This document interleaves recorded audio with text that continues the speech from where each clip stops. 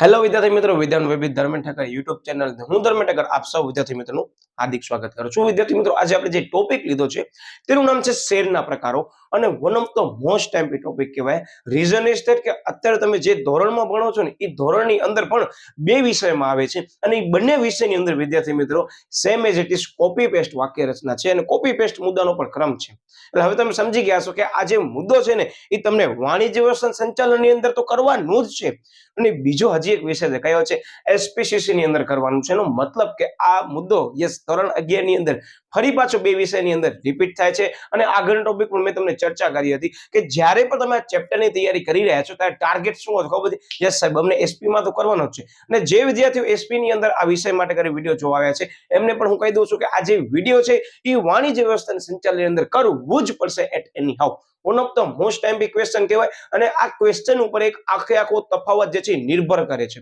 મારો શબ્દ યાદ રાખજો કે અત્યારે હું તમને પ્રશ્ન ચલાવીશ ને તે પ્રશ્નના ભાગરૂપે તમારો તફાવત થઈ ગયો છે. આ ખાસ ધ્યાન રાખજો, બરાબર? કારણ કે તફાવત પણ આની અંદર જ આવી જાય છે. એટલે આપણે પ્રશ્નોને એવી રીતે સમજવાના છે કે ગમે તે વિષયમાં આવે, હવે તફાવતમાં આવે કે લાક્ષણિકતામાં આવે કે અર્થમાં આવે કે પ્રકારોમાં આવે, તમને આવડી જશે, મારી ગેરંટી છે. થોડાક સમય માટે કે તમારી પાસે કોઈ પણ સાહિત્ય કદાચ ઓપન હોય તમે સાઈડમાં રાખી શકો છો. હા, તમને નોટ્સ બનાવી છે, છેલ્લે તમને સમય આપવાનો છું, તમે સ્ક્રીનશોટ લઈ શકો છો અથવા સોશિયલ મીડિયા માધ્યમો જોડે તમે સ્ક્રીનશોટ જે છે એ મેળવી શકો છો. સમયને ધ્યાનમાં લઈ પરીક્ષા વખતે હું મૂકીશ. એટલે ખાસ ચેનલ સાથે ન જોડાણો તો ખાસ એ સોશિયલ મીડિયા માધ્યમોની જે ચેનલ છે એના સાથે જોડાઈ જજો. અત્યારે હું તમને કહી દઉં કે આ જે પ્રશ્ન છે ને વિદ્યાર્થી મિત્રો, મેં એના બે ભાગ પાડ્યા છે અને હું બંને ભાગ આ જ વિડીયોની અંદર કવર કરવાના છું. વિડીયો છેલ્લે સુધી જોજો, હું ટ્રિક્સ પણ છેલ્લે તમને આપવાનો છું. ફરી પાછોનો મેં ક્રમ એવો ચેન્જ કર્યો છે. વન ઓફ ધ સમજી લો મોસ્ટ ટાઈમ્પી ક્વેશ્ચન હોવાથી મેં આને યુનિક રીતે લીધું છે કે તમારો તફાવત પણ અહીંયા જ થઈ જશે અને બંને વચ્ચેને જે મુદ્દાઓ આવે છે બંનેની અંદર જે મુખ્ય મુદ્દા આવે છે એ બંને મુદ્દાને મેં ક્રમ અલગ કરીને તમે જોઈ શકો છો, સિક્વન્સ કરી નાખ્યા છે કે ભાઈ આની અંદર બંને મુદ્દા છે તો આની અંદર બંને મુદ્દા સેમ જ છે, પણ વાક્ય રચનામાં ફરક છે. એ વાક્ય રચનાની અંદર જ આપણે ધ્યાન રાખવાનું છે કારણ કે તફાવતની અંદર ત્યાં ફેરફાર થશે. એટલે ખાસ આ ધ્યાન આપજો. જનરલી કહી દઉં પ્રશ્નનો જે મુખ્ય જે છે ક્વેશ્ચન આવી રીતે પૂછે કે શેરના પ્રકારો જણાવી અને શેરના પ્રકારો અંગે સમજૂતી આપો. હવે આ પ્રશ્ન આવે છે તો કદાચ દ્વિતીય કસોટીમાં કે એકમ કસોટીની અંદર કદાચ વાર્ષિક પરીક્ષામાં 5 ગુણમાં આવી શકે. શું કામ? કે બંને પ્રકાર છે અને બંને પ્રકાર છે એટલે હું તમને કહી દઉં કે કદાચ 5 માર્ક્સની અંદર બંને પ્રકાર આવે છે. જનરલી ન આવે પણ ચાન્સીસ એવું કહે છે કદાચ આવે છે વિદ્યાર્થી મિત્રો. તો બંનેની 5-5 લાક્ષણિક તો સમજાવો. બાકી મેં તમને કીધું કે આ ટોપિકમાંથી જે છે એક સાથે બંને ટોપિક પૂછવા શું આવી શકે? યસ સર, તફાવત આવી શકે. તો તફાવત આપણને કરવાનું તો છે જ કારણ કે આ ચેપ્ટરની અંદર બે તફાવત આવે છે. વાણિજ્ય વ્યવસ્થાન સંચાલનની અંદર પણ આવે છે તેમજ એસપીસીસી ની અંદર પણ આવે છે. હવે આ પ્રશ્નો ઉપર વિદ્યાર્થી મિત્રો ઘણા બધા શોર્ટ ક્વેશ્ચન જે છે એ નિર્ભર કરે છે. શું કહેવા માંગુ છું સાહેબ? કારણ કે જે તફાવતનો મુદ્દો છે ને વિદ્યાર્થી મિત્રો યાદ રાખજો, આનામાં તો કવર થઈ જાય છે પણ એમાંથી એક ગુણનો પણ પ્રશ્ન આવી શકે છે કે આ બે વચ્ચે શું તફાવત છે જણાવો. આના સંદર્ભમાં સેપરેટલી પોઈન્ટ પૂછી શકે કે લાઈક એમ પૂછી શકે કે મૂડી મેળવવાના સંદર્ભમાં જે ડિવિડન્ડ મેળવવાના સંદર્ભમાં બે વચ્ચે શું તફાવત છે તો પૂછાઈ શકે છે. અને બંનેની વ્યાખ્યા વિદ્યાર્થી મિત્રો તમને સિમિલર લાગશે, માત્ર એક જ વર્ડનો ચેન્જ છે. તો હવે આપણે શરૂઆત કરી રહ્યા છીએ. શેરના પ્રકારો જે છે એ મુખ્યત્વે બે છે. એક છે ઇક્વિટી શેર અને બીજો વિદ્યાર્થી મિત્રો છે પ્રેફરન્સ શેર. અહીંયા મેં વર્ડ રિપીટ કર્યો કે અત્યારે આપણે અહીંયા માત્ર શેરના પ્રકારો જ લીધા છે, બરાબર? હવે તમારો વાણિજ્ય વ્યવસ્થાન સંચાલનની અંદર આની બાજુમાં હજી એક મુદ્દો એડ કરવામાં આવ્યો છે અને હેડિંગ ચેન્જ કર્યું છે કે માલિકીના ભંડોળો શેર, બરાબર? એની અંદર પણ જે શેરના બે પ્રકાર છે ઈ, એના પેટા પ્રકાર છે ઈ અને છેલ્લે રાખ્યું છે રાખી મુકેલ કમાણી ત્યાં હતું એટલે, બરાબર? હવે એનો મુદ્દો આપણે અલગથી લેવાના છે પણ હું અત્યારે તમને કહી દઉં કે કદાચ વાણિજ્ય વ્યવસ્થાન સંદર્ભમાં આપણે તૈયારી કરીએ છીએ તો અત્યારે તમે ઓસી માટે તૈયારી કરો છો તો આ વસ્તુ ધ્યાનમાં રાખજો કે તમારા પાસે જે સાહિત્ય છે એ ઓસી ની અંદર માત્ર એકવાર આકૃતિ જોઈ લો બસ. શું કામ? કે આકૃતિ પણ બે ગુણની અંદર પૂછાઈ શકે છે, બરાબર? બાકી એસપીસીસી ની તો સાવ ઇઝીલી આવી રીતે જ આવવાનું છે. એનો મતલબ કે તમને આ વિડીયો બે વખત જોવા આવવું પડશે. એક્ઝામ વખતે તો બે વિષયના સંદર્ભમાં તમને જોવા આવવું જ પડશે. પછી વાર્ષિક પરીક્ષા હોય, એકમ કસોટી હોય કે દ્વિતીય કસોટી હોય, આપણને આ વસ્તુ કરવી પડશે કારણ કે આ મોસ્ટ ટાઈમ્પી છે અને સ્વાધ્યાયમાં તમે ચેક કરશો લોંગ ક્વેશ્ચનમાં પણ આપેલું છે, બરાબર? તો એને ધ્યાનમાં લઈ હવે આપણે લઈએ છીએ વિદ્યાર્થી મિત્રો તો કે સૌથી પહેલા લીધો છે મેં પ્રકાર ઇક્વિટી શેર, બરાબર? અને બીજો પ્રકાર લીધો છે વિદ્યાર્થી મિત્રો પ્રેફરન્સ શેરનો. જે બંનેના હજી એક નામ છે, સાંભળજો. ઇક્વિટી શેર અંગ્રેજી નામ છે, એક નામ છે ઓર્ડિનરી શેર. ને ઓર્ડિનરી એટલે શું? સામાન્ય શેર. ખબર પડી ગઈ? આ મેં વર્ડ એટલે તમારી સમક્ષ રજૂ કર્યા છે કે મે બી ચેન્જ થઈ શકે છે. અને જાણવા જેવી બાબત વિદ્યાર્થી મિત્રો એ છે કે આ જે આપણે જે સમજી રહ્યા છીએ એ કોલેજમાં પણ આવવાનું છે. આ ખાસ ધ્યાન રાખજો, બરાબર? ત્યાં એ લોકો વર્ડ ચેન્જ કર્યું હશે કારણ કે તમે ઇંગ્લિશ મીડિયમમાં કરશો ત્યાં ફેરફાર આવશે. પછી જે પ્રેફરન્સ શેર છે ને એ પણ વિદ્યાર્થી મિત્રો અંગ્રેજી વર્ડ છે, તમને કહી દઉં. પ્રેફરન્સ એટલે શું? યસ સાહેબ, પસંદગી આપવી, એ લોકોને પ્રાયોરિટી સૌથી પહેલા આપશે બધી રીતે. તો શું છે? યસ, એને પસંદગીના શેર તરીકે પણ ઓળખવામાં આવે છે. હવે તમે કહેશો સાહેબ આનામાં ટ્વિસ્ટેડ કરવું હોય તો વિશેષ શિક્ષક મે બી શું કરી શકે? તો અહીંયા વિદ્યાર્થી મિત્રો જે વિશેષ શિક્ષક છે એ કરશે શું ખબર છે? એ ચેન્જ કરી નાખશે નામ. ચેન્જ કેવી રીતે કરશે? તમે સમજો છો. ઇક્વિટી શેર, પ્રેફરન્સ છે. હવે ચેન્જ કરવા વાળો જે કરશે શું કરશે? મે બી એ ઇક્વિટી શેર શબ્દ નહીં વાપરે. કઈ વાપરશે? યસ સાહેબ, સામાન્ય શેર, માલિકીના શેર. બરાબર, આનું બીજું નામ તમને કીધું કે આને સાચા માલિકો તરીકે ઓળખવામાં આવે. સૌથી પહેલું લક્ષણ તમે જોઈ શકો છો કે સાચા માલિકો છે. અને આ શું છે સાહેબ? પસંદગીના શેર. હવે તમને ખબર પડી ગઈ કે હા સાહેબ આ ચેન્જીસ આવી શકે છે. તમે ખાસ ધ્યાન રાખજો, તમારા સાહિત્યની અંદર નોટ ડાઉન પછી કરી નાખજો. બરાબર, કે આમ પૂછાઈ શકે છે. જો કે મેં અંશમાં લખી નાખે છે, અહીંયા ઓર્ડિનરી મેં લખ્યું નથી, તમે ખાસ એડ કરી નાખજો ઓર્ડિનરી ને સામાન્ય. બરાબર, સામાન્ય જો કે મેં અહીંયા લખી નાખ્યું છે. આયરો જો સામાન્ય શેર અને પ્રેફરન્સ શેર એટલે પસંદગીના શેર. હવે ઇક્વિટી શેરના પણ વિદ્યાર્થી મિત્રો અલગ અલગ પ્રકાર છે અને પ્રેફરન્સ શેરના પણ અલગ અલગ પ્રકાર છે. ને આ પ્રકાર પૂછાઈ શકે છે સેપરેટલી કે આના પ્રકાર જણાવો. તો સૌથી પહેલા ઇક્વિટી શેરના મુખ્યત્વે વિદ્યાર્થી મિત્રો 3 પ્રકાર છે. એક સામાન્ય શેર એટલે કે સામાન્ય ઇક્વિટી શેર, જેને ઓર્ડિનરી ઇક્વિટી શેર તરીકે આપણે ઓળખીએ, જે આપણે અત્યારે સમજવાના છીએ. બીજો આવે છે અન્ય શેર અને ત્રીજો આવે છે સ્વેટ ઇક્વિટી શેર. હું તમને કીધું વિદ્યાર્થી મિત્રો, આ સ્વેટ ઇક્વિટી શેર છે ને એ ખાસ નોટ ડાઉન કરી રાખજો. અને આને સંલગ્ન હજી એક પોઈન્ટ છે. કયો? યસ, તમે સમજી ગયા છો. બોનસ શેર તેમજ હકના શેર. હવે આ જે બધા મુદ્દા મેં તમને કીધા ને એ ઓસીમાં તો આવવાના જ છે. ઈવન વિદ્યાર્થી મિત્રો એસપીમાં કરવા પડશે. તો હું આની સમજૂતીનો વિડીયો અલગથી સેપરેટલી બનાવવાનો છું, કારણ કે one of the most twisted question કહી શકાય કે ઘણા બધા વિદ્યાર્થીઓને આ વસ્તુની સમજૂતી હોવી જરૂરી છે કે અત્યારે કંપનીના જે સંચાલકો છે એ કંપનીની અંદર કોઈ પણ કાર્ય કરે છે, કંપનીના કર્મચારી છે, કોઈ કંપની અંદર કાર્ય કરે છે, તો કાર્યના બદલામાં નાણાં જે છે એ વળતર રૂપે ચૂકવવામાં આવતા નથી, તો એને શેર ચૂકવવામાં આવે છે. તો એને શું કહેવાય? Sweat equity share. હવે સ્વેટ ઇક્વિટી શેર પણ અંગ્રેજી નામ છે. ગુજરાતી તમને કહું તો સ્વેટ એટલે શું ખબર છે? યસ, પસીનો. આ પસીનાના શેર છે, પણ ગુજરાતી વડે લોકો લખ્યું નથી. એટલે હું તમને જે કહેવા માંગુ છું ને એ અત્યારે સમજૂતી હું આછી પાતળી તમને આપી દઉં છું કે મે બી આવું તમને કદાચ ફરી પાછું કરું છું 2 માર્કને ધ્યાનમાં લઈ તો તમને વાંધો આવે નહીં. બરાબર, પછી આવે છે પ્રેફરન્સ શેરના મુખ્ય 2 પ્રકાર છે. આ મોસ્ટ ટાઈમ વિદ્યાર્થી મિત્રો કે આના માત્ર નામ જે છે એ ઘણી બધી શાળાકીય કક્ષાએ જે છે એ એકમ કસોટીઓમાં પૂછવામાં આવી શકે છે. એવામાં પ્રશ્ન એક છે, આ ધ્યાન રાખજો કે પ્રેફરન્સ શેરના 2 પ્રકાર છે મુખ્યત્વે. બરાબર, પણ જનરલી આપણે સમજશું સેપરેટલી જે આપે છે એ એક કેવા શેર છે પ્રેફરન્સ શેરની અંદર? તો કે 20 વર્ષ પહેલા તમે એને પરત કરી શકો એવા પ્રકારના પ્રેફરન્સ શેર. અને બીજા કેવા શેર છે કે 20 વર્ષ બાદ તમે પરત કરી શકો એવા પ્રેફરન્સ શેરના પ્રકાર છે. તો ઈઝી વસ્તુ છે, ખાસ ધ્યાન રાખજો કે તમને કામ આવી શકે. આની અંદર શોર્ટ ક્વેશ્ચનમાં બની શકે છે, તફાવત પણ આવી શકે છે, લાક્ષણિકતા પણ આવી શકે છે, પણ આપણે કરશું કેવી રીતે? યસ સાહેબ, તફાવત સાથે સાથે થતું આવશે આપણું. બરાબર, ઓકે. યસ, હવે અર્થ શું કહે છે કે જે શેર ધારકોને ડિવિડન્ડ મેળવવાનો હક તેમજ મૂડી પરત મેળવવાનો હક છે ને સૌથી કેવો મળે સાહેબ? છેલ્લે મળે. શું કામ? કે ધંધાનો માલિક છે, ધંધાની માલિક પાસે જે પણ એના પ્રમોટર્સ પાસે કે પ્રવર્તક પાસે જે શેર રહેલા છે વિદ્યાર્થી મિત્રો, એ કયા શેર હશે? યસ સાહેબ, એ ઇક્વિટી શેર હશે અને ધંધાના સાચા માલિકો તરીકે ઓળખવામાં આવે છે. શા માટે? કારણ કે સાહેબ બધા હક એમને છેલ્લે મળે છે. આપણે સમજશું, ચિંતા ન કરો શું કામ આ વસ્તુ છે. ઓકે, પ્રેફરન્સ શેર સાહેબ પસંદગીના શેર. પ્રેફરન્સ પહેલા આપવામાં આવે કયા કયા બાબતોની અંદર? સાહેબ આ 2 વસ્તુ આપણે કરી ઈ જશે ને? યસ, જો સૌથી પહેલા શું આવ્યું કે શેર ધારકોને કંપનીના નફામાંથી ડિવિડન્ડ મેળવવાનો હક પ્લસમાં વિસર્જન થાય ત્યારે મૂડી પરત મેળવવાનો હક જે છે એ પ્રથમ પ્રાપ્ત કરવામાં આવે છે, જેને કેવા શેર તરીકે ઓળખવામાં આવે છે સાહેબ? પ્રેફરન્સ શેર તરીકે ઓળખવામાં આવે છે. હવે શરૂઆતની અંદર ઘણા બધા વિદ્યાર્થીઓને પ્રશ્ન થતો હશે કે સાહેબ આ ચેપ્ટરની અંદર અમે ડિબેન્ચરના પ્રકારો પણ જોયા ને ડિબેન્ચર વિશે પણ સમજ્યું, તો સાહેબ ડિબેન્ચર ધારકોને પણ સાહેબ પ્રથમ હક આપવામાં આવે, તો સાહેબ બંનેમાંથી કોને જે છે એ સૌથી પહેલા પૈસા આપવામાં આવશે? તો આ તમારો જે પ્રશ્ન છે ને એનો ડાઉટ જે છે ને એ આ મુદ્દાની અંદર જ આવે છે. તમે વિડીયો છેલ્લે સુધી જોજો, પછી તમને કહેશો હા સાહેબ અમારો હવે આ પ્રશ્ન ક્લિયર થઈ ગયો. પછી આપણે કરવાના છે ચર્ચા. બરાબર, ઓકે. હવે લક્ષણ શું છે સાહેબ? જે અર્થ હતા ને એમાંથી જ લક્ષણ બનાવ્યા છે. હા, ચોખ્ખી વસ્તુ છે, જો તમને જાણી નવાય લાગશે. સૌથી પહેલું લક્ષણ જોઈ લે શું છે? વારેમાં સાહેબ આ તો અર્થમાંથી લક્ષણ મળી ગયા છે જ. બરાબર, પછી યસ સાહેબ મૂડી મેળવવાનો. યસ, તેનો મતલબ તમે જોઈ શકો છો આ જે બંને પહેલા મુદ્દા છે ને એ શેમાંથી બને? યસ સાહેબ, અર્થમાંથી જ બન્યા છે. એટલે લક્ષણ જે છે આ બંને સૌથી પહેલા આપેલા છે, એ લક્ષણ પણ છે અને પ્લસમાં તફાવતનો મુદ્દો પણ છે. બરાબર, એટલે ધ્યાન રાખજો. જો શું છે? ડિવિડન્ડ. તો એનો ડિવિડન્ડનો દર કેવો છે સાહેબ? અનિશ્ચિત છે. શું કામ? કે કંપનીને નફો થશે તો સૌથી પહેલા યાદ રાખજો, કંપની નફો થાય છે તો એ સૌથી પહેલા કોને આપશે? આ 2 પ્રકારોમાંથી જોઈ લો. નિશ્ચિત દરે મેળવવાનો પ્રથમ હક. જો આ બધી જગ્યાએ પ્રથમ વર્ડ તમને દેખાશે. એટલે હું તમને રાઉન્ડ કરતો આવીશ. માત્ર કરવાનો શું છે ખબર છે? તમને મેઇન મુદ્દો યાદ રાખવાનો છે. અને આ વર્ડ જોતો આવવાનો છે. બંનેમાં શું તફાવત છે? તફાવત જે છે એ લાક્ષણિકતા છે. આ ધ્યાન રાખજો, બરાબર? ઓકે, પછી મૂડી પરત સાહેબ અત્યારે ચર્ચા કરી અર્થમાં. સૌથી છેલ્લે ધંધાના માલિક છે. શું કામ? કે ભાઈ ધંધાના માલિક છે એ સાચા માલિકો છે અને ત્યાં સુધી ધંધો ચાલુ રહેશે ત્યાં સુધી એ ધંધાના માલિકને અત્યારે બેનિફિટ આ બધી વસ્તુઓમાં નહીં મળે, પણ ક્યાં મળશે હું તમને કહેવાનો છું છેલ્લે, બરાબર? આ ધ્યાન રાખજો. ફાયદાકારક આ છે, તમને કીધું આ ફાયદાકારક છે, પણ કોના સંદર્ભમાં છે? બે વસ્તુના સંદર્ભમાં છે, એ પણ હું તમને કહેવાનો છું, બરાબર?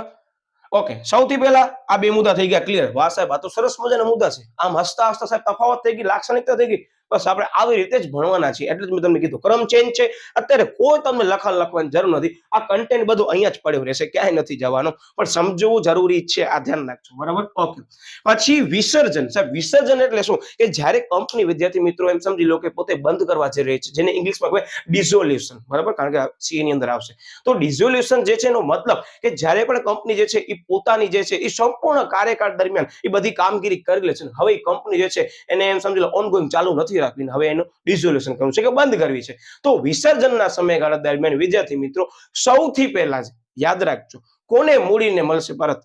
સાહેબ હમણાં ચર્ચા કરી છે, પ્રેફરન્સ શેર ધારકોને જ મળવાની છે. અને સૌથી છેલ્લે મળશે. કઈ રીતે? જો એ લોકો ક્રમ પણ આપ્યું છે કે પ્રેફરન્સ શેર ધારકોને પરત કર્યા બાદ જો શું કે છે વર્ડ અહીંયા, જો રકમ વધે તો આપણે ઇક્વિટી શેર ધારકને ચૂકવશું. વાહ સાહેબ, આ વસ્તુ કેવી આવી વળી પાછો કે સાહેબ એક તો ધંધાના માલિક છેલ્લે સુધી શેર રાખશે અને સાહેબ એને જો રકમ બચશે તો જ.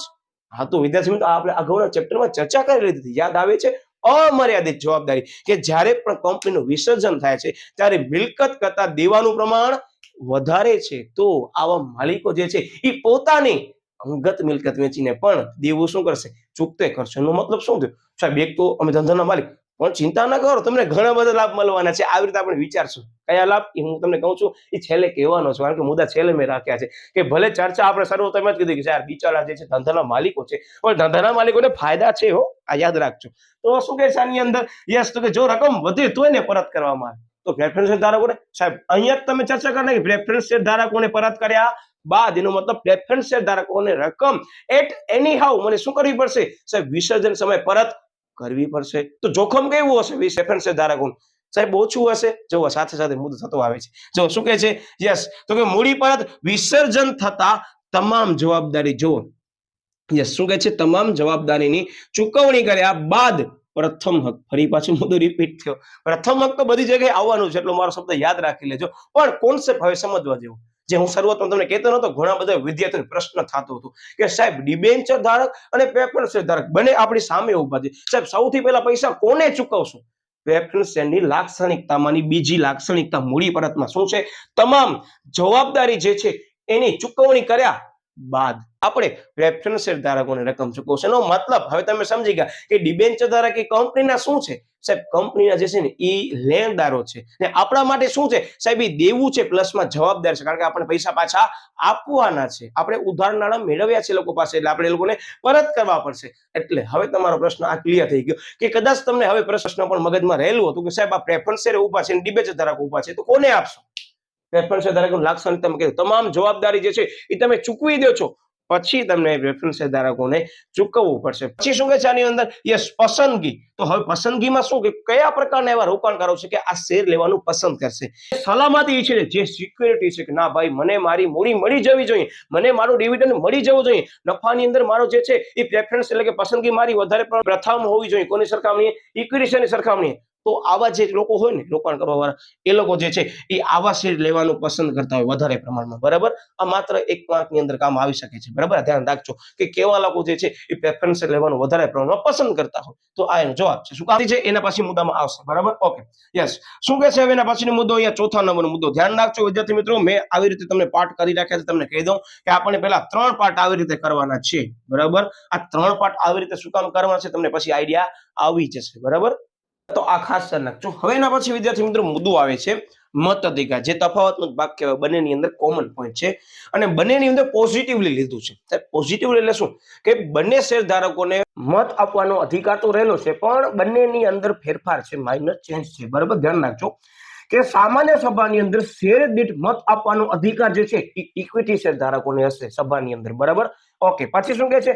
મતાધિકાર આને પણ હશે, પણ કયા સંદર્ભમાં? સાહેબ તેમના હિત સાથે સંકળાયેલી જો બાબતો હશે ને તેનામાં જ એમને જે છે એ મત આપવાનો અધિકાર છે. મતલબ કે અહીંયા એમ કહેવામાં આવે છે કે જ્યારે પણ તમે એમ સમજી લો કે કોઈ પણ સામાન્ય સભાની અંદર કોઈ સારો એવો ઠરાવ પાસ કરવાનો હશે કે એમ સમજી લો સંચાલકોને મત આપીને એને ચૂંટવાનો અધિકાર હશે, તો આ બધા અધિકારો યસ સાહેબ સાચા માલિકોને આપવામાં આવશે. પણ આ બધા અધિકારો વિદ્યાર્થી મિત્રો પ્રેફરન્સ ધારકોને નહીં હોય. એ મત આપી શકશે પણ વર્ડ જે શું આવે છે કે તેમના હિત સાથે સંકળાયેલી બાબતો હશે ને એમાં જ આપી શકશે. કે એમના હિત સાથે સંકળાયેલી બાબતો નહીં હોય કે માલિકી તો છે જ નહીં એના પાસે, તો માલિકીને લગતી કોઈ પણ પ્રકારની એમ સમજી લો કે ડિસિઝન લેવાનો હશે એમાં અધિકાર કોને આપવામાં આવશે? સાહેબ ઇક્વિટી શેર ધારકોને આપવામાં આવશે. હવે મુદ્દો ધીરે ધીરે તમને ક્લિયર થશે કારણ કે આ બે મુદ્દા સિમિલર છે અને બંને મુદ્દા મેં તમને કીધા કેના છે?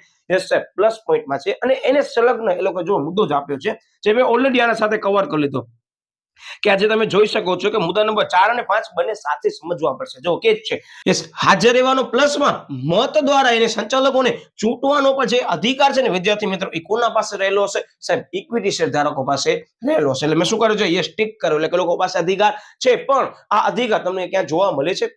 ના સાહેબ પ્રેફરન્સ ધારકોને જોવા મળતો નથી. એટલે જે ઘણા બધા વિદ્યાર્થીઓને કહેશે સાહેબ બંનેનો મત અધિકાર તો છે જ પણ સાહેબ સંદર્ભ બંનેની અંદર કેવો છે કે તફાવતના સ્વરૂપમાં રજૂ કરવું હોય તો કયો મુદ્દો છે પોઈન્ટ તમે જે છે એ બીજા લોકોને સમજાવી શકીએ છીએ. તો આ મુદ્દો તમને એને સાથે સાથે સમજાવી દેવાનો ક્લેરિટી થઈ જશે કે હા બે વચ્ચે મત અધિકારની સંદર્ભમાં આ તફાવત છે. પ્લસમાં તમે અહીંયા જોઈ શકો છો કે આ લોકોને શેર દીઠ મત આપવાનો અધિકાર છે, જ્યારે આ લોકોને શેર દીઠ મત આપવાનો અધિકાર હશે જ નહીં. બરાબર, એટલે ખાસ ધ્યાન રાખજો. પછી શું આવે છે? યસ આની અંદર મુદ્દા નંબર આવે છે 6. જો અમુક મુદ્દા હું આનામાં વધારે લઈશ, આનામાં હું ઓછા લઉં છું એની પાછળનું કારણ હવે તમે સમજી ગયા છો કે તફાવતની દ્રષ્ટિએ તમે અહીંયા જે જોઈ રહ્યા છો ને કે જે રેડ કદી મેં ભૂદેડી કરી છે, બરાબર, એ ભૂદેડીનો મતલબ એ થાય છે કે બધા મુદ્દા તફાવતની અંદર આવે છે. બરાબર, એ રીતે આપણે કન્સિડર અહીંયા સાથે સાથે કરતો રહેવાનું છે. બરાબર, ઓકે.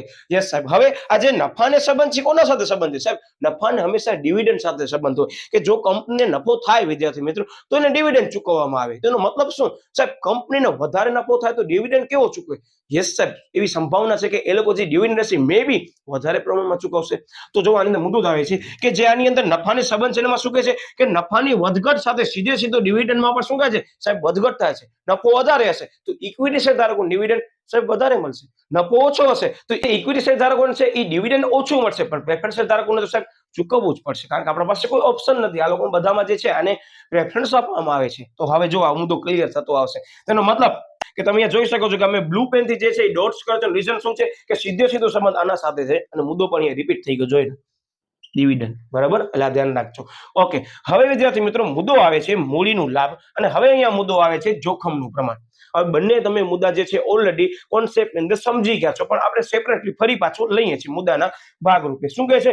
યસ સાહેબ આ જે મૂડીનો લાભ છે ને એ ઇક્વિટી શેર ધારકોને કઈ રીતે મળશે? જો હું તમને જે કહેતો નતો કે સાહેબ હવે ઇક્વિટી શેર ધારક છે એને શું ફાયદો? હવે ઇક્વિટી શેર ધારકોને ફાયદા છે. કયા ફાયદા? સૌથી પહેલા જે ઇક્વિટી શેર છે ને બજારની અંદર વિદ્યાર્થી મિત્રો એ બજાર ભાવે એનું ખરીદ વેચાણ થશે. સાહેબ શું કહેવા માંગુ છું? જસ્ટ ફોર એક્ઝામ્પલ કે મેં મારી કંપનીની અંદર બે પ્રકારના શેર બહાર પાડ્યા છે, આપણે એવું માનીને ચાલે તો ઇક્વિટી શેર ધારકોને જે કિંમત હશે ને વિદ્યાર્થી મિત્રો એ બજાર ભાવ પ્રમાણે નક્કી થઈ અને રોજબરોજ એનું ખરીદ વેચાણ થશે. પણ પ્રેફરન્સ શેર છે ને વિદ્યાર્થી મિત્રો એની જે કિંમત હશે ને એ નક્કી કરેલી હશે, એના ઉપર ચૂકવવામાં આવતો જે વ્યાજ દર છે ને એના કારણે એની કિંમતમાં ફેરફાર થાય છે. કેનામાં? સાહેબ પ્રેફરન્સ શેરની અંદર. તો હવે તમે મને કહો ફાયદો કોને મળે? તમે કહેશો સાહેબ આની અંદર જોખમનું પ્રમાણ જે છે એ સાહેબ આનામાં વધારે છે. શું કામ? કે સાહેબ બજાર કિંમત વધઘટ થાય છે જ્યારે આની અંદર જોખમનું પ્રમાણ ઓછું છે. લક્ષણ પણ છે એનો. તો સાહેબ ખરેખર તો જોવા જઈએ તો પ્રેફરન્સ શેર ધારકોને સલામતી ખરી? યસ સલામતી ખરી. જોખમ ઓછું પણ ખરો પણ લાભ નહીં. શું કામ? કે એની કિંમત સ્થિર રહેશે. આની અંદર કિંમતમાં રોજબરોજ વિદ્યાર્થી મિત્રો ફેરફાર થશે. સ્ટોક માર્કેટની અંદર આવા પ્રકારની જો જામીનગીરી જો છેલ્લો મુદ્દો છે નોંધાયેલી હશે ને તો એની અંદર રોજ ભાવમાં જે વધઘટ થાય છે ને બજાર ભાવમાં એનો લાભ ઇક્વિટી શેર ધારકને મળશે પણ પ્રેફરન્સ શેર ધારકને નહીં મળે. બીજી એક બાબત હું તમને કહી દઉં આનામાં પેટા પ્રકારના ભાગરૂપે કે આ સમયગાળો તમે જોઈ શકો છો. યસ હવે અમને ક્લિયર થયું સાહેબ આની અંદર ક્યાંય સમયગાળો છે જ નહીં.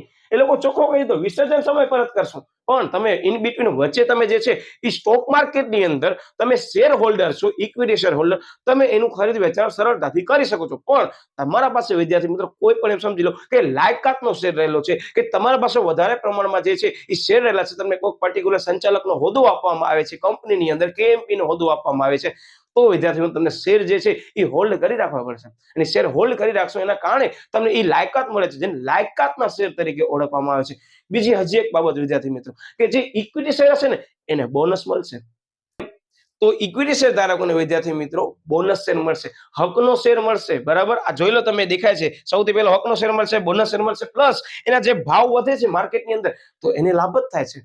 તો અહીંયા તમે નોટિસ કર્યું હશે કે રિસ્કનું પ્રમાણ જ્યાં વધારે છે, જોખમનું પ્રમાણ જ્યાં વધારે છે ને, ત્યાં વળતરનું પ્રમાણ વધારે છે. આ યાદ રાખજો. અહીંયા જોખમનું પ્રમાણ ઓછું છે, સલામતી વધારે છે, પણ તમે નોટિસ કરી શકો છો કે આની અંદર અમુક રેફરન્સ આપ્યા છે, પણ આટલો બધો લાભ જે ઇક્વિટી શેર ધારકોને થતું હશે ને, આટલું લાભ, મારો શબ્દ યાદ રાખજો, લોંગ ટર્મ રેફરન્સ શેર ધારકો નહીં મળે. હવે તમને પ્રશ્ન થાય, સાહેબ આની અંદર જે છે મૂડી જે છે બચી તો જ મળે, પણ તમે સમજતા નથી કે અત્યારે તમે કોઈ પણ સ્ટોક માર્કેટની અંદર શેર લ્યો છો, એની જે અત્યારે કિંમત છે, વર્તમાન કિંમત છે, અને 10 વર્ષ પછી એની જે કિંમત હશે એનામાં 110% વેરિએશન જોવા મળશે. જે વેરિએશન કોનાથી વધારે હશે? સાહેબ પ્રેફરન્સ શેર કરતા તો વધારે જ હશે બધી રીતે. પણ પ્રેફરન્સ શેર ધારકો કેવા છે? સાહેબ સિક્યોર છે. એટલે હવે તમે વિચારી શકો છો અહીંયા પસંદગીનો જે મુદ્દો આવ્યોનો મતલબ શું હતો ખબર છે? કે જે રોકાણકારને પોતાની મૂડી સાચવવી છે, એને જે છે ડિવિડન્ડ જે છે પ્રથમ મેળવવું છે, તો યાનામાં વધારે પસંદ કરશે. પણ જેને એમ છે કે ના સાહેબ મને માર્કેટની અંદર રિસ્ક એટલે કે જોખમ લેવું છે અને વળતર જે છે એ લોંગ ટર્મ મને વધારે લેવું છે, તો એ ઇક્વિટી શેર લેવાનું પસંદ કરશે. આ વસ્તુ હવે તમને ક્લિયર થઈ ગઈ. પરીક્ષામાં નહીં પૂછાય, પણ હું કોન્સેપ્ટ એટલે તમને સમજાવવાનો પ્રયત્ન કરું છું કે અહીંયા ઘણા બધા વિદ્યાર્થી શું કે ખબર છે સાહેબ કયા શેર સારા, હું તો એમ જ બંને શેર સારા, પણ એ પોઈન્ટ ઓફ વ્યૂ શું છે એના સંદર્ભમાં છે. મેં તમને બંને પોઈન્ટ ઓફ વ્યૂ કીધા કે જેનો પોઈન્ટ ઓફ વ્યૂ આ છે લોંગ ટર્મનો તો આ રહેશે, પણ જેનો પોઈન્ટ ઓફ વ્યૂ શું છે, ના સાહેબ મારી જે મૂડી છે એનામાં ઘટાડો તો ન જ થવો જોઈએ, તો આવા શેર પસંદ કરશે. એટલે તમારો જે મેઇન અહીંયા કોન્સેપ્ટ હતો ને કે સાહેબ આ બે વચ્ચે શું તફાવત છે, સાહેબ અમે માર્કેટની અંદર શેર લેવા ઈચ્છીએ છીએ તો કયા લેશું, તમને વિચારી લેવાનું તમારો પોઈન્ટ ઓફ વ્યૂ શું છે, લોંગ ટર્મ છે શોર્ટ ટર્મ છે. લોંગ ટર્મમાં તમે રિસ્ક બેર કરવા માટે રેડી છો? યસ સાહેબ, તો આવી જાવ અહીંયા. જો તમને એમ છે ના સાહેબ લોંગ ટર્મમાં રિસ્ક લેવો નથી, તો અહીંયા જવા કરતા હું એમ જ કહીશ ડિબેન્ચરમાં હાલો જવું. શા માટે?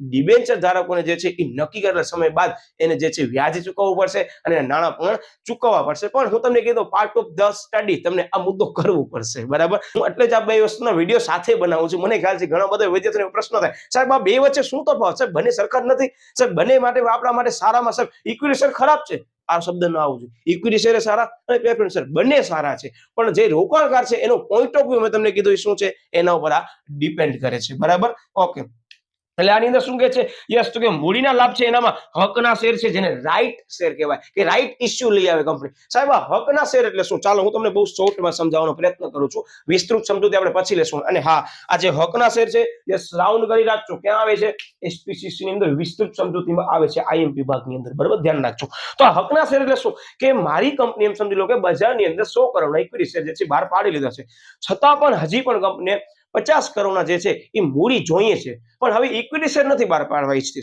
તો શું કરશે? એ હકના શેર બહાર પાડશે. રાઈટ ઇસ્યુ તમે સાંભળ્યું છે, રાઈટ ઇસ્યુ લઈ આવશે, કે જેના પાસે વર્તમાન શેર ધારકો છે, જે લોકો પાસે આપણી કંપનીના ઇક્વિટી શેર પડ્યા છે ને, એ લોકોને સૌથી પહેલા આપણે શું કરશું? યસ સાહેબ, એ લોકોને સૌથી પહેલા પ્રાયોરિટી આપશું કે તમને અમારી કંપનીનો જે છે એ રાઈટ ઇસ્યુ લઈ આવ્યા છે, અમને 50 કરોડ રૂપિયા જોઈએ છે, બહાર જાહેર જનતાને બહાર પાડી એના કરતા સૌથી પહેલા અમે તમને આપવા માટે ઈચ્છા ધરાવીએ છીએ. તમારા પાસે શેર રહેલો હોવો જરૂરી છે, મારો શબ્દ યાદ રાખજો. જો તમારા પાસે શેર નહીં હોય તો તમે રાઈટ ઇસ્યુનો લાભ નહીં મળે, બરાબર. પણ એમ કહી શકાય કે થોડું ઘણું એમ છે એ લોકોને વધારે પ્રમાણમાં હક આપવામાં આવે છે, બરાબર. આટલું સમજૂતી છે, બાકી વિસ્તૃત સમજૂતી મુદ્દાના સંદર્ભમાં પછી લેશું. પછી બોનસ શેર યાદ રાખજો કે બોનસ શેર એટલે શું? આઈએસપી ની અંદર વિસ્તૃત સમજૂતીમાં આવે છે કે બોનસ શેર એટલે એવા પ્રકારના શેર કે જે વર્તમાન શેર ધારકો જેને આપણી કંપની ઇક્વિટી શેર જે છે એ હોલ્ડ કરી રાખે છે. મતલબ હોલ્ડ એટલે શું? કે એના ખાતાની અંદર આપણા જે શેર છે એ પડ્યા છે, જેના પાસે હજી પણ ઇક્વિટી શેર છે, તો એવા શેર હોલ્ડરને વિદ્યાર્થી મિત્રો કંપની જો નાણાં વસૂલ કરતી નથી પણ શેર આપે છે. હવે આ શેર કેમ આપે છે? તો હું બહુ એમ સમજી લઉં કે તમને શોર્ટમાં સમજાવું ને, તો આની અંદર એવું છે કે તમારે 100 રૂપિયાનો તમારા પાસે એક શેર રહેલો છે, બરાબર. સાંભળજો, તમારા પાસે જે 100 રૂપિયાનો શેર એક હતો ને, હવે એના બદલે કંપની બીજો હજી એક શેર આપે છે, જેના બદલે તમારા પાસેથી પૈસા લેતી નથી, તો તમારા રહેલા શેર હશે એની સંખ્યામાં જે છે એ વધારો થશે, પણ એની જે માર્કેટ વેલ્યુ છે વિદ્યાર્થી મિત્રો, જેની કિંમત છે ને એ ઘટી જશે. એક 100 રૂપિયાનો ઇક્વિટી શેર રહેલો છે અને એની સામે હું એક શેર તમને ફ્રી ઓફ આપું છું બોનસ તરીકે, જેના સામે હું તમારા પાસે પૈસા લેતો નથી, તો તમારા પાસે 100 રૂપિયાના કેટલા શેર થઈ ગયા છે? સાહેબ 100 રૂપિયાનો એક શેર તો હતો જ, બીજો શેર વધી ગયો, પણ સાહેબ એનામાં સાહેબ પૈસા કઈ ચૂકવ્યા નથી, તેનો મતલબ કે 100 રૂપિયાના 2 શેર થઈ જશે, એના ટુકડા થઈ જશે. આ મારો શબ્દ યાદ રાખજો, પરીક્ષામાં નહીં આવે, પણ ઘણા બધા વિદ્યાર્થીઓને ખબર નથી હોતી કે સાહેબ આ બોનસ એટલે શું, કે જે ઇક્વિટી શેર ધારક પાસે રહેલા છે એની સંખ્યામાં વધારો થશે, બોનસ શેરની કિંમત ચૂકવવી પડતી નથી, કંપનીને એના પૈસા પણ મળતા નથી, પણ એની શેર છે એ કોને મળે છે? શેર ધારકોને મળે છે, અને જે એની કિંમત છે એના સંદર્ભમાં જે છે એના ટુકડા થઈ જાય છે, જેટલા શેર આપવામાં આવ્યા હોય એટલા શેરના સંદર્ભમાં ઇક્વલી ડિસ્ટ્રીબ્યુટ થઈ જાય છે, હું તમને કહી શકું છું, બરાબર? ઓકે, યસ, જે તમને એમ સમજી લો પ્રમાણસર રીતે ફાળવવામાં આવે છે, આ મુદ્દો આવે છે, બરાબર, એસપી ની અંદર. એટલે ઓકે, પછી એનો જે ભાવ વધે છે તેનો લાભ જે છે ઇક્વિટી શેર ધારકોને મળે છે, જે લાભ પ્રેફરન્સ શેર ધારકોને મળતો નથી. જો આના પછીનો મુદ્દો છે, એટલે શું કહે, જોખમનું પ્રમાણ ઓછું છે. કઈ રીતે? તો કે મૂડી મેળવવાનો હક જે છે એ ઇક્વિટી શેર ધારક કરતા પ્રથમ હોવાથી જોખમનું પ્રમાણ ઓછું છે, અને બજાર ભાવ શું કહે છે કે સ્થિર જે છે એના બજાર ભાવ છે, સૌથી પહેલો ફાયદો એ છે. પછી વ્યાજના દરમાં ફેરફાર થાય, શબ્દ મારો રિપીટ કરું છું કે વ્યાજના દરમાં ફેરફાર થશે તો એની બજાર કિંમતની અંદર ફેરફાર થાય છે. શું કહે છે અહીંયા વર્ડ? વ્યાજ વધઘટ થાય છે તો એની બજાર કિંમત જે છે એ વધઘટ થાય છે. પણ મારો શબ્દ યાદ રાખજો કે આ શેર જે છે એ નોંધાયેલા હોતા નથી જનરલી, મતલબ એ સ્ટોક માર્કેટની અંદર આની બાય સેલ નહીં થાય, પણ ઇક્વિટી શેર બહાર પાડવા ફરજિયાત છે. પણ નોંધણી તમે પછી કરાવી શકો છો. સાહેબ, આ નોંધણી એટલે શું કે સૌથી પહેલા જે કંપની છે એ વિદ્યાર્થી મિત્રો સ્ટોક માર્કેટની અંદર સ્ટોક બહાર નહીં પાડે. એની કંપનીના જેટલા પણ સમજી લો કે પ્રમોટર્સ હશે, કે કંપનીની અંદર રોકાણ કરવા બાકીના જે ડિરેક્ટર હશે, કે બાકીના જે વ્યક્તિઓ શેર હોલ્ડરો હશે વધારે પ્રમાણમાં, એ પોતે સ્ટોક રાખે છે. હવે સ્ટોક જે છે એ જાહેર જનતાને આમંત્રણ આપે છે અને પબ્લિક ઇસ્યુ લઈ આવે છે. તો આ પ્રકારનું જે છે એ નોંધણી સ્ટોક માર્કેટની અંદર થાય, જેની આપણે સમગ્ર પ્રોસેસની ચર્ચા અગાઉ કરી લીધી છે, ખબર છે ને, કે યસ સાહેબ વિજ્ઞાપન પત્રની અંદર આપણે સમજ્યા હતા, એ મુદ્દો ઈ છે. ઓકે, યસ, અને શેર સર્ટિફિકેટમાં પણ આપણે મુદ્દો સમજ્યા છીએ, અને ડીમેટની અંદર પણ મુદ્દો સમજ્યા છીએ. એટલે આગળ કોઈ પણ વિડીયો જોવાનો હજી પણ બાકી હોય એસપીસીસી નો તો ખાસ જોઈ લેજો, બરાબર? શેરની જે નોંધણી છે એ ખરીદ અને એનું વેચાણ જે છે એ બજાર ભાવે મુક્ત રીતે કરી શકે છે જો બજારની અંદર શેર નોંધાયેલો છે તો. અમારો શબ્દ યાદ રાખજો, બરાબર? લિસ્ટેડ થયેલો છે તો, કે બીએસસી એનએસસી ઉપર શેર જે છે એ બાય સેલ થાય છે તો આ વસ્તુનો લાભ તમને મળશે. અને અહીંયા મેં તમને કીધું આ લાભ મળવાનો છે જ નહીં. શું કામ? કે આ વસ્તુ જે છે બજારની અંદર નોંધાયેલી નહીં હોય, બરાબર? શું કામ? કે એનો સમયગાળો સાહેબ નક્કી હશે. એટલે આઈ હોપ વિદ્યાર્થી મિત્રો હવે તમને આ બે મુદ્દા જે છે સરળતાથી સમજાઈ ગયા છે. હું સાઈડમાં આવી જાઉં છું, પછી તમને હું જાણકારી આપવાનું છે, ખાસ સમજી લેજો પહેલા, બરાબર? ચાલો ઝડપથી સ્ક્રીનશોટ લઈ લેવાનો. ઓકે, હવે હું તમને જે કહેતો હતો વિદ્યાર્થી મિત્રો કે તમને જે આ ટોપિક છે એ તફાવતના સંદર્ભમાં આવી શકે છે. તો જનરલી હું મારા વિદ્યાર્થી મિત્રોને એ જ કહેવા માંગુ છું કે સૌથી પહેલા તફાવતની અંદર જોવાનો કેટલા માર્કમાં પૂછાયેલી છે. 3 ગુણની અંદર પૂછાયેલી છે, અને જનરલી તમને મેન્શન કરેલું છે કે આટલા જ મુદ્દા સમજાવો. તો એ આટલા મુદ્દામાં શરૂઆતમાં મેં તમને જે મુદ્દા કરાવ્યા છે ને, જે આ સ્ટાર કરેલો છે, એ મુદ્દા વિદ્યાર્થી મિત્રો સૌથી પહેલા આપણે લઈ લેવાના. શું કામ? કે આ બધા કોમન છે અને તમે સમજેલા છે, અને આ જ મુદ્દા અર્થમાં છુપાયેલા છે. પછી જ્યાં સ્ટાર દેખાય છે ડિવિડન્ડ સાહેબ બંનેની અંદર આવે છે, મૂડી પરત સાહેબ બંનેની અંદર આવે છે. પછી સૌથી પહેલો હજી એક મુદ્દો છે, બરાબર? ઇક્વિટી શેર બહાર પાડવા ફરજિયાત છે. આ શેર બહાર પાડવા ફરજિયાત નથી, કંપની ઉપર ડિપેન્ડ રાખે છે, બરાબર? ઓકે, પછી મુદ્દો આવે છે વિદ્યાર્થી મિત્રો જોખમનું પ્રમાણ. આ મુદ્દો લઈ લેજો, બરાબર? મતાધિકાર ત્રીજો મુદ્દો. ચોથો મુદ્દો મેં તમને કીધું નોંધણી. પાંચમો મુદ્દો વિદ્યાર્થી મિત્રો આપણને લેવાનો છે મૂડીના લાભ. શું મળશે લાભ? યસ સાહેબ બજાર ભાવ. એમાં લખેલો છે મુદ્દો બજાર ભાવ. છઠ્ઠો મુદ્દો આપણને શું લેવાનું છે? યસ સાહેબ જોખમનું પ્રમાણ. કોનામાં વધારે હશે? સાહેબ ઇક્વિટી શેર ધારકોમાં પ્રેફરન્સ શેર કરતા જોખમનું પ્રમાણ વધારે. ઇક્વિટી શેર ધારકો કરતા પ્રેફરન્સ શેરની અંદર જોખમનું પ્રમાણ ઓછું રહેલું હશે. આ હું જે વાક્ય રચનાનો ઉપયોગ કરું છું ને એ ખાસ નોટ ડાઉન કરજો, બરાબર? પછી છઠ્ઠા નંબરનો મુદ્દો બજાર ભાવ. મેં તમને કીધું આની અંદર લાભ મળે છે, આની અંદર બજાર ભાવનો લાભ મળતો નથી. કિંમત આવી રીતે આવશે. એટલે તમને આવી રીતે પરીક્ષા અંદર તફાવત પૂછાય છે તો હું એમ જ કહીશ કે જનરલી આ ટોપિકમાંથી કદાચ 5 ગુણનો પ્રશ્ન આવશે તો તમારી પાસે ઓપ્શન અવેલેબલ નથી એટલા બધા, તો 6 મુદ્દા તૈયાર કરવાના. 3 માર્કની અંદર કદાચ તફાવત આવે છે ને કે જ છે કે ઉલ્લેખ કર્યો નથી તો 6 મુદ્દા સમજાવી દેવાના. અને કદાચ કાઉન્સમાં ઉલ્લેખ કરેલો છે પ્રશ્નની અંદર તમારી એસ પર ધ સ્કૂલ કે એસ પર ધ તમારી ઇન્સ્ટિટ્યુશન જેવી રીતે એ લોકો પૂછે એ લોકો એમ કહેશે 3 માર્કની 3 સમજાવો તો 3 સમજાવો, પણ એ લોકો કહે છે 3 માર્કની અંદર 6 સમજાવો તો 6 પણ આની અંદર આવી ગયા. એનો મતલબ કે આજે હું તફાવત તમને કહું છું ને વિદ્યાર્થી મિત્રો, મેં અહીંયા જ કરાવી દીધો છે. અને હું ફરી પાછો કહી દઉં છું કે આ જે મુદ્દા લીધા છે તમે એક જ વિડીયોમાં સમજ્યા, પણ કેટલા મુદ્દા સમજ્યા? યસ સાહેબ, સૌથી પહેલા ઇક્વિટી શેર, પછી પ્રેફરન્સ શેર, બંનેના પ્રકારો. આપણે ભલે એનો સેપરેટલી વિડીયો લઈ આવવાના છીએ, પણ આ બંનેના જે પ્રકારો છે એ પણ આપણે અહીંયા કવર કરાવી દીધા કે જે મે બી એકાદ બે ગુણની અંદર આવી શકે છે. પછી યસ એની લાક્ષણિકતાઓ જે આપણે કરી લીધી, બરાબર? અને લાક્ષણિકતાઓમાં જ મેં તમને તફાવતના મુદ્દા અત્યારે કરાવ્યા છે એટલે તમે નોટ ડાઉન કરી શકો છો કે હવે તમારી એસપી ની પરીક્ષા હોય કે વાણિજ્ય વ્યવસ્થાની પરીક્ષા હોય, પછી એ એકમ કસોટી હોય કે દ્વિતીય કસોટી હોય કે વાર્ષિક પરીક્ષા હોય, ત્યારે આ એક વિડીયો તમને બધી રીતે કામ આવી શકે છે. એનો મતલબ કે આ વસ્તુની યાદી તમે પોઈન્ટ આઉટ કરી રાખજો. હું ગેરંટી સાથે કહું વિદ્યાર્થી મિત્રો કે આ જે ટોપિકની અંદર હમણાં આપણે ચર્ચા કરી છે ને એમાંથી ઓછામાં ઓછો એક પ્રશ્ન નક્કી છે, આવશે જ. પછી તમે ગમે તે લેવલે પરીક્ષા આપો છો, એકમ કસોટીમાં તો બહુ તમને હવે ખબર જ પડી જાય કે સાહેબ આ મુદ્દો આવશે જ 3માંથી. એટલે ખાસ ધ્યાન રાખજો. એટલે હવે વિદ્યાર્થી મિત્રો મને આશા છે કે તમને મુદ્દો સરળતાથી સમજાઈ ગયો છે. છતાં પણ તમને કોઈ પ્રશ્ન છે તમે બિંદાસથી નીચે આપેલ સોશિયલ મીડિયાના માધ્યમોની અંદર કનેક્ટ થઈ તમે મને પ્રશ્ન પૂછી શકો છો. બરાબર, આપણે હજી પણ સોશિયલ મીડિયામાં ન જોડાણો તો ખાસ જોડાઈ જજો. વિડીયોને વિદ્યાર્થી મિત્રો લાઈક કરી દેજો, ચેનલને સબસ્ક્રાઇબ કરી દેજો, તે બાજુમાં આપેલ જે બેલ આઇકન છે એના પર પ્રેસ કરી દેજો, જેથી કરીને તમને ઝડપથી ફરી પાછા નવા વિડીયો નોટિફિકેશન મળી રહે. અને તમારા માટે હજી એક મેં સરપ્રાઈઝ રાખી છે, થોડાક સમયની અંદર જે છે એ સરપ્રાઈઝ જે છે હું આપી દેવાનો છું. ચેનલની અંદર ખાસ જોડાઈ જજો. તો મળ્યા વિદ્યાર્થી મિત્રો વળી પાછા નવા ટોપિક સાથે. ત્યાં સુધી બાય બાય.